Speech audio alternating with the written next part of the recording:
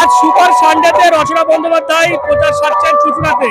সকালে নানান জায়গায় তিনি প্রচার করেছেন এবং এই মুহূর্তে একেবারে ঘড়ির মোড়ে রয়েছি। ঘড়ির মোড়ে তার একটি সভার কথা রয়েছে, জনগর্জন যে সভা, সেই সভা তিনি এখানে করবেন। ইতিমধ্যেই আমরা দেখতে পাচ্ছি কর্মী সমর্থক তারা আসতে শুরু করেছেন। আর কিছুক্ষণের মধ্যে রচনা ব্যানার্জি হুগলির তৃণমূল প্রার্থী তিনি এসে উপস্থিত হবেন এবং এখান থেকে কিন্তু একদিন যেমন নির্বাচনী প্রচার করবেন, অর্থাৎ ভোট প্রার্থনা করবেন, পাশাপাশি তিনি আর কি বক্তব্য রাখেন আজকের এই জনগর্জন সভা থেকে, সেদিকে কিন্তু আমাদের নজর থাকবে।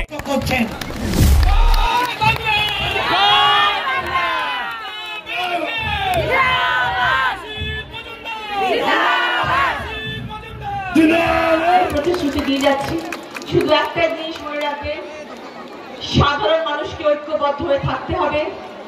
আসন্ন লোকসভা ভোটে আমাদের জিততেই হবে, আমাদের জিততেই হবে, আর কোনো লক্ষ্য নেই।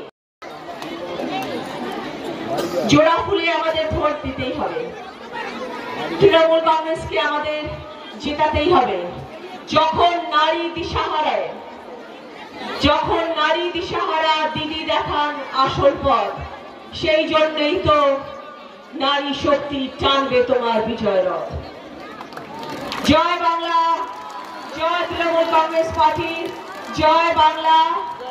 সবাই ভালো থাকবেন। আগামীকাল দোলযাত্রা, খুব শুভ দিন। আপনাদের সবাইকে দোলযাত্রার অনেক অনেক শুভেচ্ছা, অনেক অনেক অভিনন্দন জানালাম।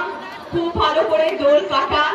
আগামীকাল আমার ছুটি, আগামীকাল আমি আর প্রচারে যাচ্ছি না, আগামীকাল আমি বাড়ি যাবো। কদিন আমি এখানেই ছিলাম, আগামীকাল আমি আমার ছেলের সাথে একটু দোল খেলার জন্য বাড়ি যাব। আর আপনারাও খুব ভালো করে দোল খেলুন। আবার দেখা হবে, আসতেই থাকবো, দেখা হবে যদি পাশে থাকেন।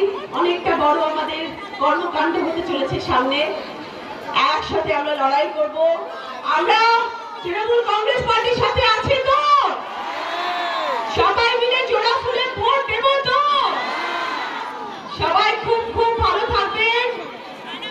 20 মে আমাদের কিন্তু বিশাল বড় পরীক্ষার দিন। আশা করি আমি আমার সব মানুষকে সাথে পাবো। যেরকম ভাবে আমি 28 বছর আপনাদের সবাইকে পাশে পেয়েছি আমার এই ছবির জগতে শুটিং এর সময়, এতদিনের কষ্ট করে যে জায়গাটা আমি তৈরি করেছি, সেই সময় আমি প্রত্যেকটি মানুষের ভালোবাসা পেয়েছি, আশীর্বাদ পেয়েছি। তাই জন্য হয়তো আজকেও আপনাদের সকলের সামনে দাঁড়িয়ে কথা বলতে পারছি। কিন্তু আগামী 5 বছর 10 বছর যেটুকু সময় আমি আপনাদের সাথে থাকার চেষ্টা করব, সেই ভালোবাসা, সেই আশীর্বাদ সবসময় মাথার উপরে থাকবে।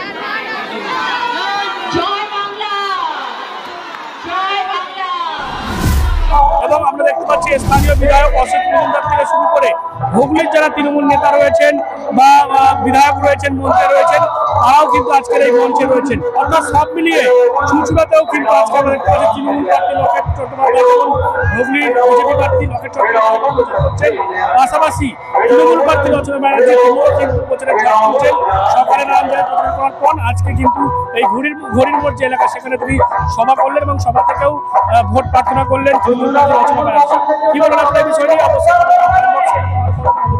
ডিএনএন বাংলা সবার মনে, সবার ফোনে।